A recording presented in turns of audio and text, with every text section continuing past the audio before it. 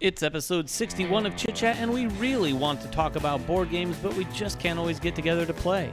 Sometimes we turn to video games that scratch that same board game itch.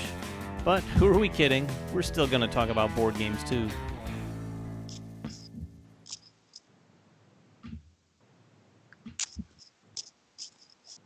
Welcome back to Chit Chat. Can you guess what episode this is? Anyone? 62. Jeremy doesn't know. 62. Oh. He was off by one, everyone. This is episode 61 of Chit Chat. Welcome and thank you for joining us again live this Thursday evening. We're going to continue doing this every week until it kills one of us or all of us. But tonight we're going to talk about, I know you just watched the intro and it talked a lot about video games. And I know some of you are like, oh, I don't want to listen about video games. But what we're going to talk about tonight is video games that sort of scratch that itch. When you really want to play a board game, there are some video games that kind of push some of the same buttons. So we're going to talk a little bit about that because we haven't had as much time to get together and play a lot of board games, as you can probably tell over the last few weeks. Although we have played some, so we'll talk about those too. But before we talk about any of that, we have a winner from last episode. We do. Right. So last week we gave away Big Book of Madness and the expansion, Fifth Element, both from Yellow. It's going to Bailey Robinson. Congratulations. You won Big Book of Madness. David, you're supposed to come in with something crazy, but you I know. Ryan's cracking me up. I was going to sing Bailey Robinson, King of the Wild Frontier. Oh my. Here we go. I am going to get so much grief from my wife for doing this if she's watching. I hope to God that she's not watching this week. We've been in lockdown for too long. That's what it boils down to. It does. Although I do love to sing the Davy Crockett song whenever possible. So just for anything on David's daily basis. I was singing it just earlier. Let me finish my Bailey Robinson. All you need to do is email us at I don't even know. manversusmeeple@gmail.com. Right, and this week we're giving away this game back here. It's called Traintopia. It's from Board and Dice. Make a comment below and you're entered to win. Man, you've got me off my mojo. I need to get back on my mojo. And Alicia is here. Traintopia. I know. Oh, no, she is? Yes. Sorry, David. She's going to give me so much grief. All right, so like I said, I think we're done with the contesting, right? Yes. Contesting over? Yeah. All right. We're going to talk about some games, but we're going to talk more about some video games that maybe push some of those buttons. This is maybe, I'm not going to make any promises, but this might be a shorter episode of Chit Chat. We'll just have to see. I'll start things off because I gave this a little bit of thought. I threw out this topic to everyone. They're like, okay, yeah, that makes some sense. And then when I started thinking about it, I thought, there are a lot of video games that push some of the same buttons of what I enjoy about board games. But then I started thinking, which came first in some of these cases? So the first category I want to talk about, and one that has sort of come to light in, the last couple of years, when those Unlock games came out, they reminded me very much of playing the old graphic adventures. I know Jeremy's with me on this. Ryan, you're a little bit younger, and Kira, you're younger too. But the old games like Secret of Monkey Island or Day of the Tentacle, which are two of my favorites from LucasArts. These games, if you've ever played anything like that, and they still make some of these today. I don't play a lot of these days. Although, what's the closest? The Walking Dead games from Telltale? I wouldn't. Those are kind of different. I heard there's a good one called like Kentucky Route Zero. Yeah. Kind of the same vein, yeah. So basically, the idea of these games, the old graphic adventures, is they're point and click. So you're walking around in these environments. Literally, you end up clicking around just about anywhere you can in the game to see if you can pick up something or interact with it. And then you get an inventory, and you might use some of those things together to achieve things later in the game. And those are some of the exact same things that I see happening in Unlock. Now, when I played Unlock, I thought, oh, this pushes the same sorts of buttons that I enjoyed about graphic adventures. But now, funny enough, if you play a graphic adventure, it kind of reminds you of that experience of playing Unlock. And of course, both of these things are very relative to exit rooms, which none of us can do right now. So, do you guys play any of those games? They're releasing a few virtual escape rooms, actually, that are like you can go into it, and it's a series of puzzles.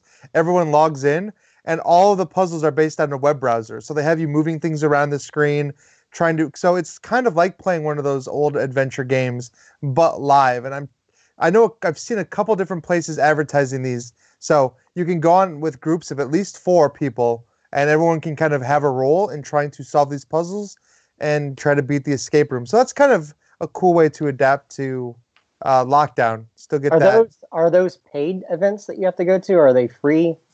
Brian, I honestly don't know. I've seen them advertised. I've seen them on Facebook. I've seen them being shared by other people on Twitter. So it would be cool. I'd be interested in that. Yeah, I'd love to do that too. And one of the things I thought of recently, I don't know if we talked about this before, but if they had an escape room experience in virtual reality, so if, say, the four of us had virtual reality headsets at home, which I know is a big ask, but if we all had that and we could go in, basically experience a legitimate escape room in virtual reality where you're walking around, picking things up, looking through drawers, all that sort of stuff, that would be incredible. I mean, they definitely do have those experiences in VR. They're just single player. I see. If anybody has a PlayStation VR, I know I'm the only guy that has one.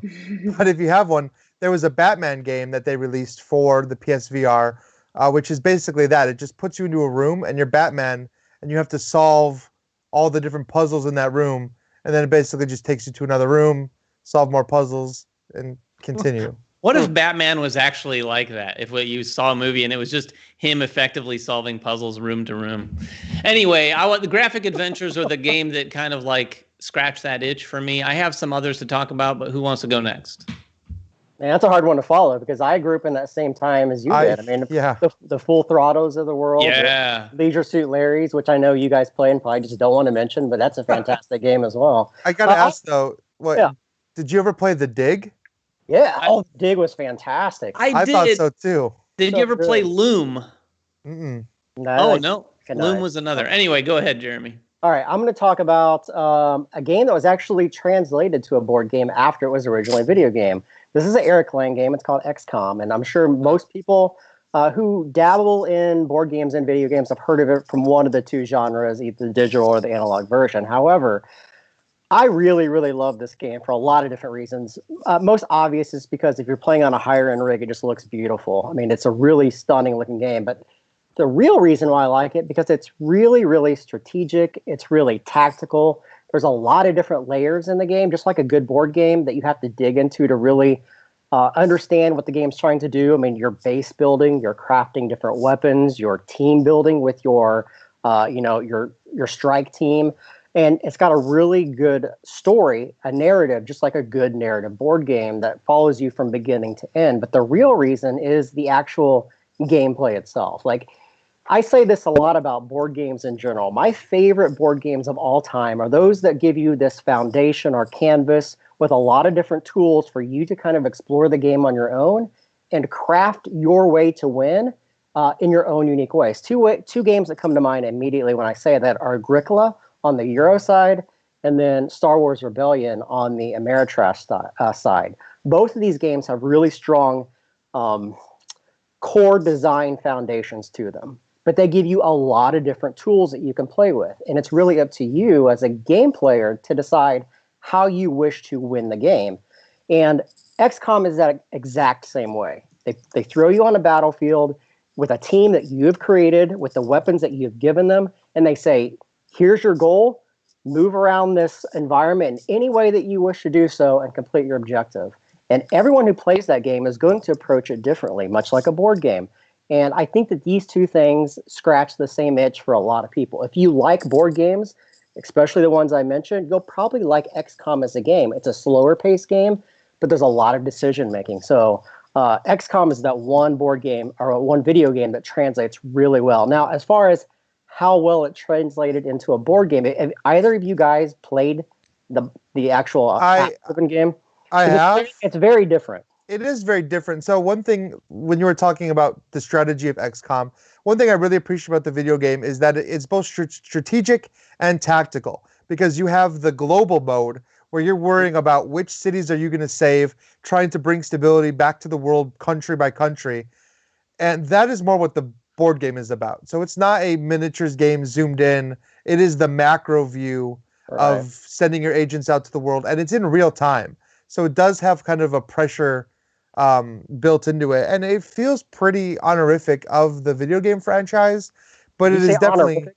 I did like it honors the original franchise very well, while not being the same game. Sure, and I think if I'm right, Wasn't that one of the very first app-driven board It games? was. It was. I remember that coming out, I want to say at least demoed at Gen Con. I remember it being one of those early adopters to the whole concept of being an app-driven thing. And that's at a time where they weren't really doing it terribly well.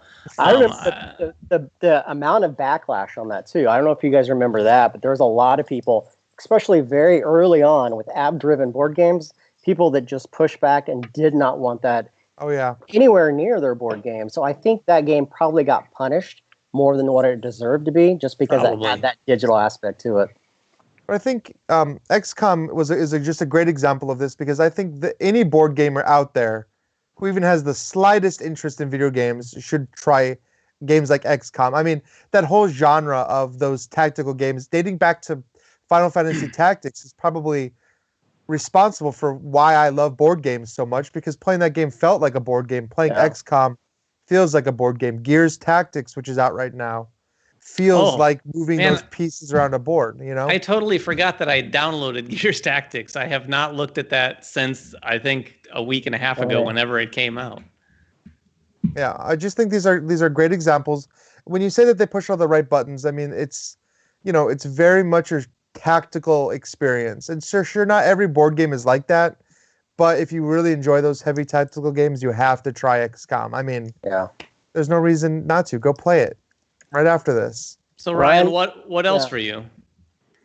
So what I was going to talk about, one of both my favorite board games and favorite video game franchises, and it's interesting because the history of these things is so interwoven, and that is Civilization. It's kind of crazy because there was an old Avalon Hill game called Civilization, which some people still play that. It was from the 80s. And that was kind of the inspiration. That and like SimCity was the inspiration for like the original Civilization video game.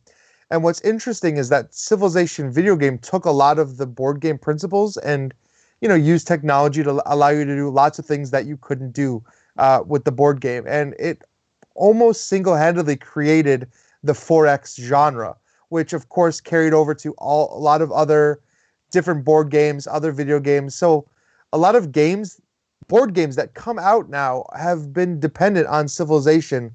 Like, it's just interesting to see throughout history how these have tied in together.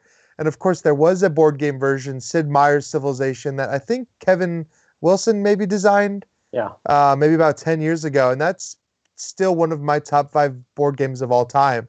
And it's really interesting to see the way that these mediums change the experience, because of course you can do so much more in the computer version, but basically you are playing a board game when you're playing Civilization. Yeah, I mean, Civ games, any of those games that simulate things like Roller Coaster Tycoon or Sim Zoo or Sim City. What was the one, Jeremy, that you played recently? Anno 1800. Any of those games where you're building something just naturally feel more like a tabletop experience. But like you said, Ryan, the computer medium allows you to do so much more with it, and you don't have to track as much. Is what's the other nice thing about playing some of these games is you don't have to do a lot of the things. Yeah, and I guess for those who have never played Civilization, and there's really no reason not to try. It's on Civilization 6 is out right now. And I mean, it's really cool. Like, basically, the entire game takes place on a hex board, and every tile on that board has something. It has resources, it has cities, it has wonders, monuments. There's combat. You can move your units across these hexes, and everything feels very much like picking your pieces up off the board and moving them around. So, honestly, I couldn't recommend Civilization, the video game or the board game, anymore.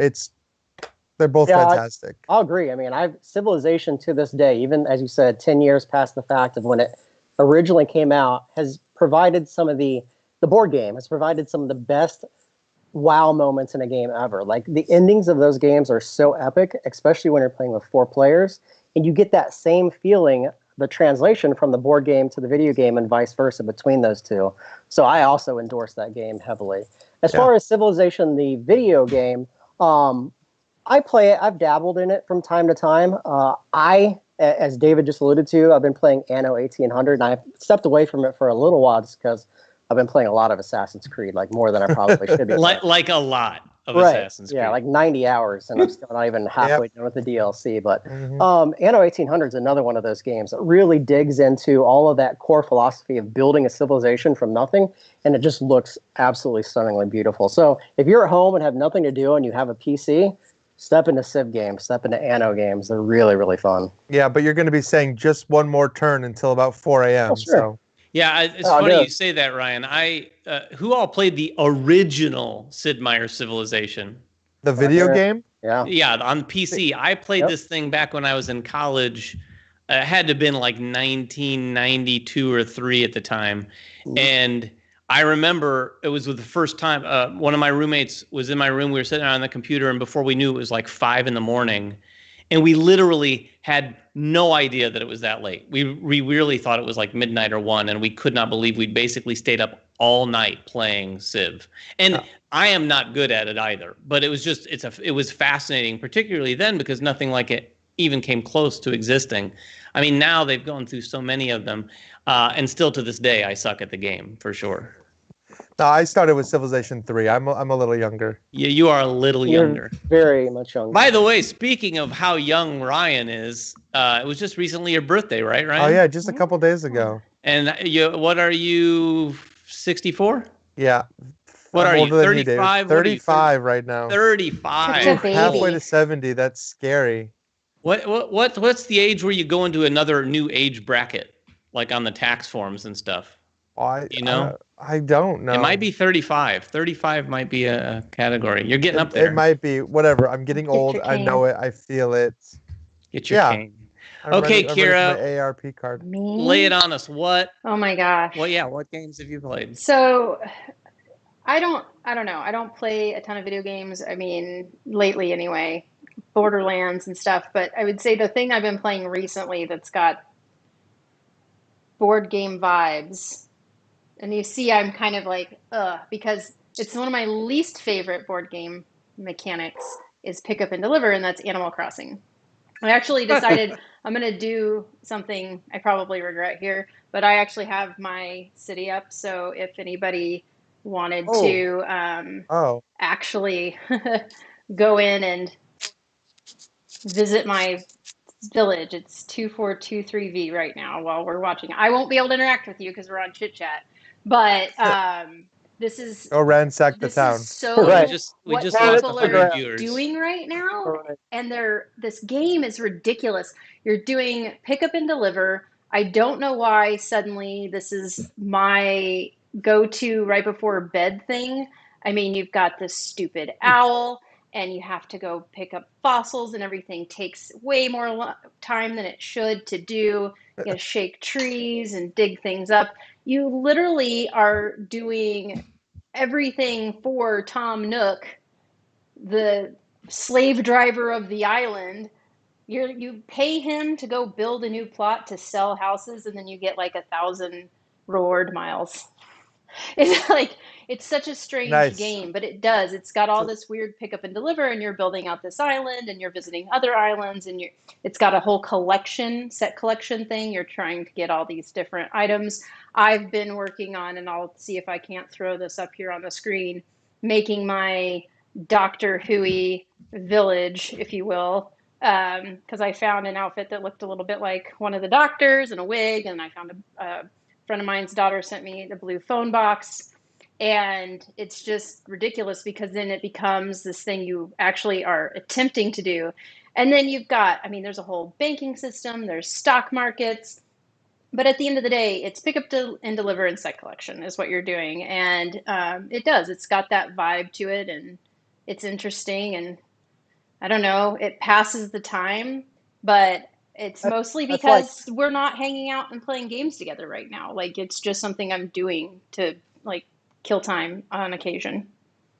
That's like 5 more minutes of Animal Crossing than I ever need to hear in my entire life. But you know what?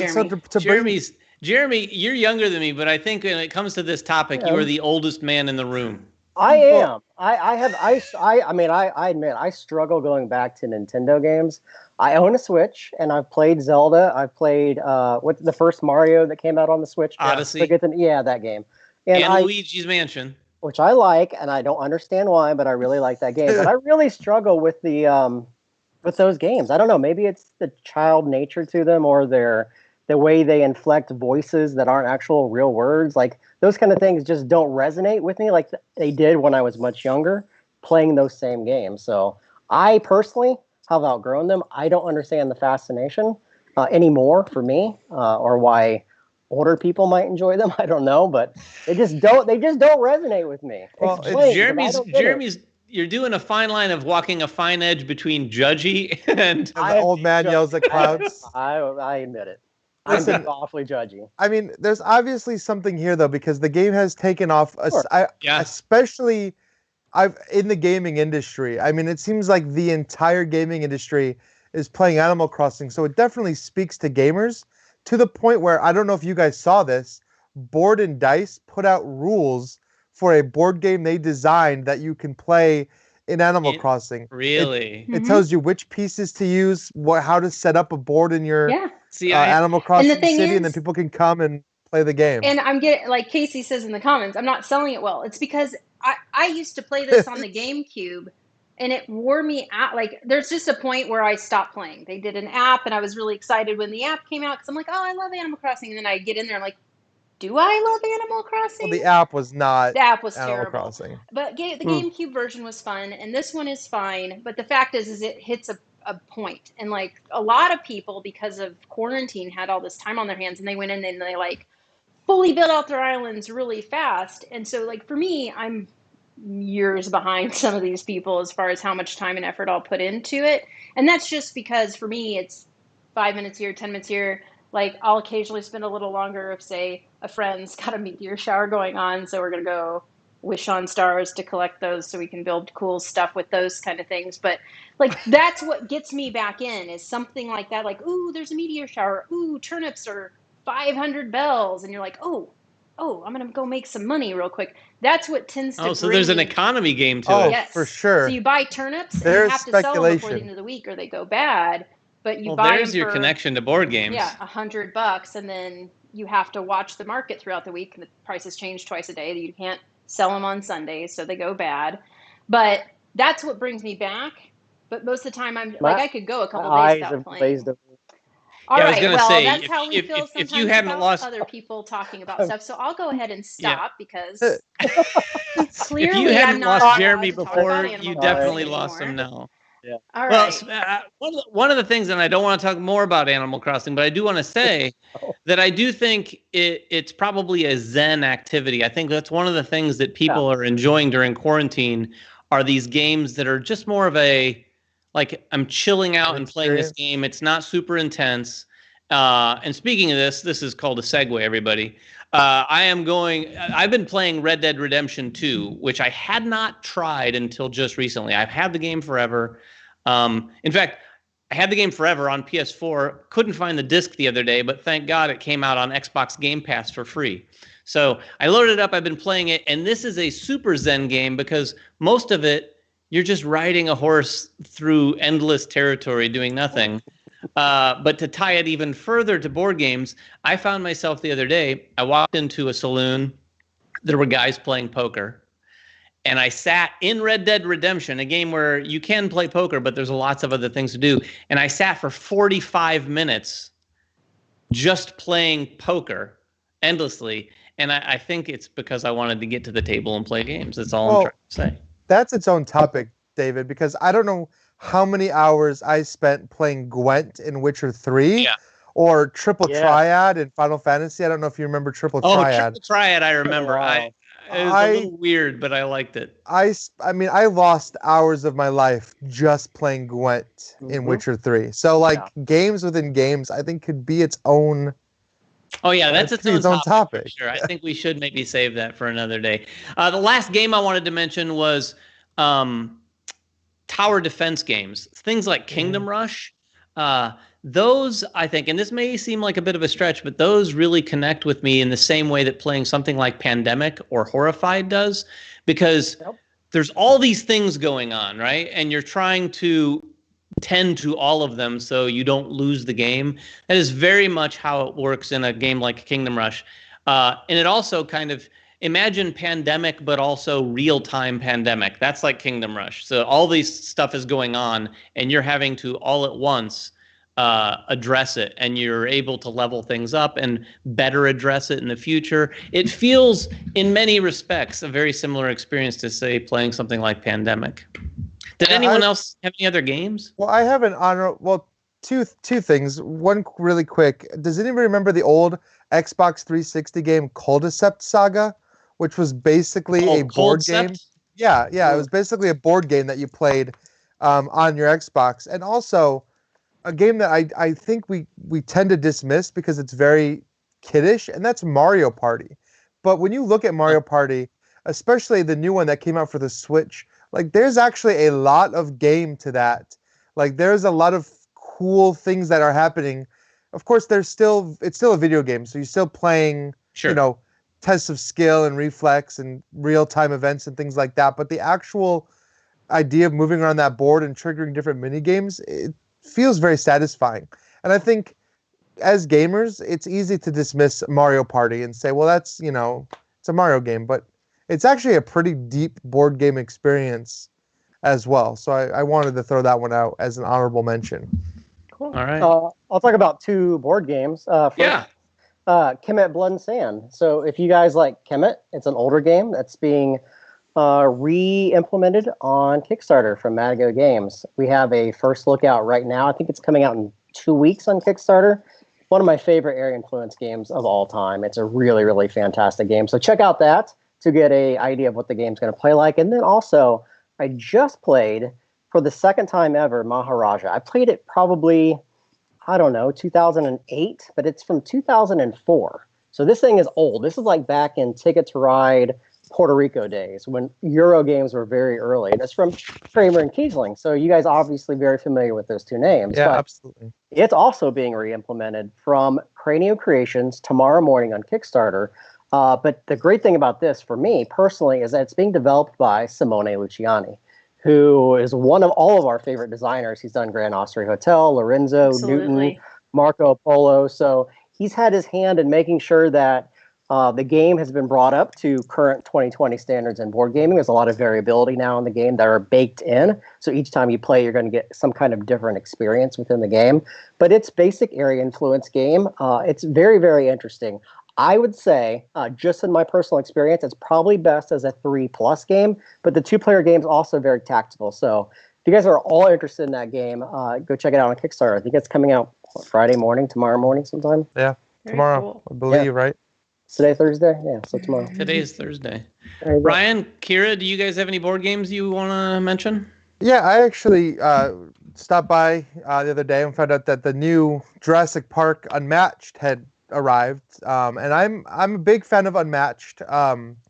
It's kind of died down a bit since Gen Con. There hasn't been a ton of new releases, which I kind of expected them to layer on those releases. But the Jurassic Park is really cool. I mean, you get to play as the raptors, so it brought some new life into Unmatched, and it's getting me back into playing that game, which, to be honest, as much as I really enjoyed Unmatched, I've kind of forgotten about it over the last 3 or 4 months. So hopefully in the future they plan on releasing more regular content, or else I feel like that game is just gonna vanish off everyone's radar. Yeah. So Jeremy, we have a question in the comments for you. If you already own Kemet, does it make sense to update to the new version? Anything new and interesting? I mean, I guess we can push people to the video, but is there anything you want to say on that? Well, there's a lot of changes. Most of the things are aesthetics, some revisions to the tiles. So there's a lot of confusion in Kemet because there's so many tiles. So if you played the game, you know those power tiles provide you all kinds of variable powers. What they've done is they've streamlined the phases within the game now so that you know exactly when a tile takes place, if it needs a revision, so it doesn't interact poorly with other tiles. So those things have been changed. There's going to be brand new art. The power tiles are staying the exact same, but there's going to be new game board art, meaning that the game board can now be played for all player counts. Like in the past, you had to turn it over or add pieces to it. Now you can play it on one game board. And then new miniatures. There's going to be some new monsters and some new miniatures as well. So I've not played the game. And I'll say that, and I said that in our first look. We didn't even have a physical copy of it yet, but I have the rules. I've read through the rules, so I'm pretty proficient, and I've played Kemet many times. I think, Ryan, you just played it for the first time a month or so ago, right? Right before the lockdown happened, actually. It's one of the last games I played. And again, that's another one that I had never played but really loved. And I'm curious, is the new version, is that going to come with the expansion, that those like black tiles? Is that all included? So the Onyx tiles will be in the game. They've had to take out some of the Seth stuff, which could be added later, but the Seth expansion adds that one versus many. So that's not going to be in it. And then a lot of the Tassetti stuff from the recent expansion have been integrated into the base game. So now it's going to be seamless. It's all one big giant game now. Nice. Very cool. David, any games? I'm very excited to play that one. Yeah, wanted to mention a couple, and a lot of these are, like Jeremy's going to fall into the category of things that we're doing content for. Promise we're not trying to plug those. It's just what we've been playing. Had a chance to play Sea of Nadia. We're doing a preview for this. This is interestingly enough, a pick up and deliver game. Like Kira said, in fact, I can speak for all of us. I don't think pick up and deliver is typically our favorite, but this was a very fun and accessible pick up and deliver. And why it was more fun than what I expected and more fun than what I expect of pick up and deliver is that there's a little bit of nastiness to it because you're picking these things up, and then when you unload or redistribute the things that you're picking up, which is cargo on your pirate ships, you're putting them back on these islands and stacking them on top of the other cargo, which are also stacked on top of the treasure chests. And the whole game is trying to get these treasure chests. So if I look across the table and I see Ryan's going for green cargo or red cargo, when I spend mine, I might redistribute it on top of the green and red cargo. So he has to burn more of his actions to pick that stuff up, which is kind of cool. Yeah. I'm sorry. I pick on Ryan even when we're not playing games, I guess. But it was a very fun, light. It's definitely, I say, family accessible sort of pick up and deliver. Really cute and pleasant artwork and very variable. The other thing I haven't played, but yes, we are doing content for it, is Merchants of the Dark. Is that what it is? Merchants of the Dark Road? Yes. Yes. This one's from Elk Creek. It's from Brian Shore. Has done. Coldwater Crown. Coldwater Crown. Did he do Fly. Freshwater? Mm-hmm. Yeah, so he did both of those fishing games that we ended up loving way more than we ever thought we'd love a fishing game. I'm just barely into the rule book, so I don't have too much to report, but it looks really nice. I have it set up on my table right over there. I'm trying.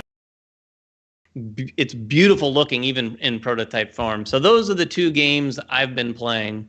Kira, anything on your front? What did we play, Ryan? Or were you? What did we play on Wednesday? We We played played Space Explorers this week at MVM Live. That's fun. We played the Tabletopia mod. I really like that game. I said it on the stream, and I think it's an underrated gem. Like, it's a lot of fun. It is fun. It definitely flew under the radar. And then tonight, after Chit Chat, Ryan and I are playing Tribune for the first time. Yeah. Prepping for our live stream for next week.